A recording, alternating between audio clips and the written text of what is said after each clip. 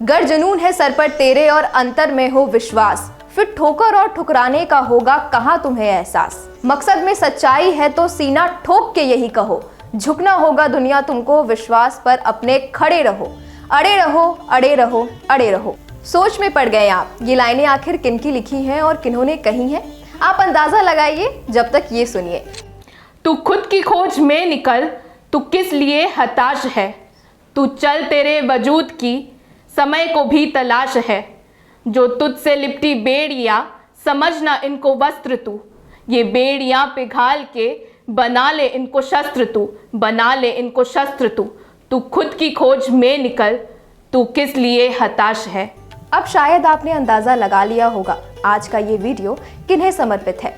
कुछ आवाजें समय से परे होती हैं, कुछ चेहरे पीढ़ियों को जोड़ देते हैं और कुछ व्यक्तित्व प्रेरणा बनकर अमर हो जाते हैं। आज हम बात कर रहे हैं ऐसे ही एक शख्सियत की जो कहलाते हैं सदी के महानायक श्री अमिताभ बच्चन। आज उनका जन्मदिन है और इस खास अवसर पर हम उन्हें नमन करते हैं। उनके संघर्ष, उनके जज्बे और उनकी अमर कला को हम सलाम करते हैं। अमिताभ बच्चन, ये नाम ही एक युग की पहचान है, एक ऐसा नाम जिसने भारतीय सिनेमा का रुख ही बदल दिया। 11 अक्टूबर 1942 में इलाहाबाद, जो कि आज प्रयागराज के नाम में जाना जाता है, यहाँ जन्मे अमिताभ बच्चन। ये केवल एक अभिनेता नहीं बल्कि भारतीय सिनेमा का जीवंत इतिहास है। आज उनके जन्मदिन पर आइए हम आपको लेकर चलते हैं एक ऐसे सफ़र में जहाँ था जुनून, संघर्ष और कभी ना हार मानने का जज्बा। हिंदी साहित्य के जाने माने कवि हरिवंश राय बच्चन और तेजी बच्चन के घर जन्म हुआ इनकलाब का। हरिवंश राय बच्चन की कविताओं में जैसे आत्मा की गहराई थी, वही संवेदनशीलता अमिताभ बच्चन के व्यक्तित्व में भी उतर आई।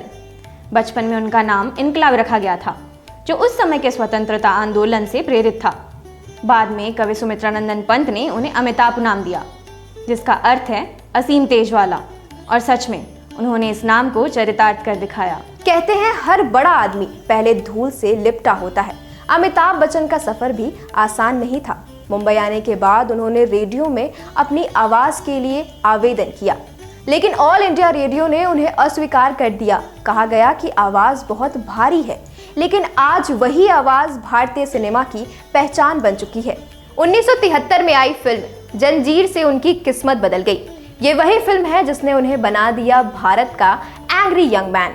उस दौर में जब सिनेमा में रोमांस और भावुकता का बोलबाला था, अमिताभ ने गुस्से, दर्द और आम आदमी की आवाज को पर्दे पर उतार दिया।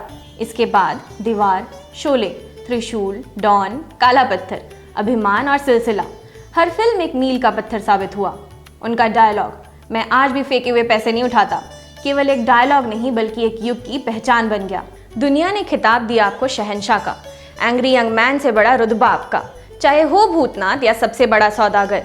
अपने मेहनत से हटाया अपने हर रास्ते का पत्थर, खून पसीना एक कर बावर्ची से कूली तक, हर कसौटी को बड़े शान से पार किया आपने। हर जंजीर को तोड़कर, हर दीवार को पार कर बतला दिया दुनिया को कि हम किसी से कम नहीं। मोहब्बतें इतनी भर दी कि अब बस एक ही गुजारिश, कभी अलविदा ना कहना। Happy birthday sir. जंजीर के इंस्पेक्टर विजय की भूमिका आज भी दर्शकों के दिल में दर्ज है, लेकिन कहते हैं ना, समय कभी किसी के लिए एक सा नहीं रहता। सदी के महानायक कहे जाने वाले बच्चन साहब को भी समय की मार झेलनी पड़ी थी। 1982 फिल्म कूली की शूटिंग के दौरान हुए हादसे ने पूरे देश को हिला दिया। अमिताभ बच्चन मौत के दरवाजे तक पहुंच चुके थे। देश भर में लाखों लोगों ने उनके लिए प्रार्थनाएं की, मंदिरों में आरती हुई, मस्जिदों में दुआएं मांगी गई, और जब वो स्वस्थ होकर वापस लौटे तो ये केवल उनका पुनर्जन्म नहीं था, बल्कि ये था जनता के प्यार का चमत्कार। 90 का दशक उनके लिए कठिन रहा। फिल्में नहीं चली, ABCL कंपनी को भी नुकसान हुआ, लेकिन 2000 में एक नया अध्याय शुरू हुआ। अगर अवार्ड्स और रिकग्निशन की बात करें तो लंबी चौड़ी लिस्ट है इनके खाते में। आपको शॉर्टकट में बताते हैं। राष्ट्रीय पुरस्कार 4 बार, फिल्म फेयर अवार्ड 30 से अधिक बार, पद्मश्री 1984 में, पद्म भूषण 2001 में, पद्म विभूषण 2015 में और 2022 में उन्हें दादा साहेब फाल्के अवार्ड से सम्मानित किया गया, जो सिनेमा का सर्वोच्च पुरस्कार है। अमिताभ बच्चन का प्रभाव केवल भारत तक सीमित नहीं है। वे यूनाइटेड किंगडम में मैडम तुसाद म्यूजियम में मोम की मूर्ति पाने वाले पहले एशियाई अभिनेता बने। उनकी लोकप्रियता इतनी है कि वे वैश्विक मंचों पर भारतीय सिनेमा का चेहरा बन चुके हैं। आज उनके जन्मदिन पर हम सबकी ओर से एक ही दुआ, आपका स्वास्थ्य हमेशा उत्तम रहे, आपकी आवाज़ यूं ही गूंजती रहे और आप यूं ही भारतीय सिनेमा के आसमान में चमकते रहें। आपके बिना ये सिनेमा अधूरा है और ये देश आपकी मुस्कुराहट पर गर्व करता है। जन्मदिन की हार्दिक शुभकामनाएं अमिताभ बच्चन जी, आप यूं ही सदी के महानायक बने रहें। हमारी ओर से सादर नमन।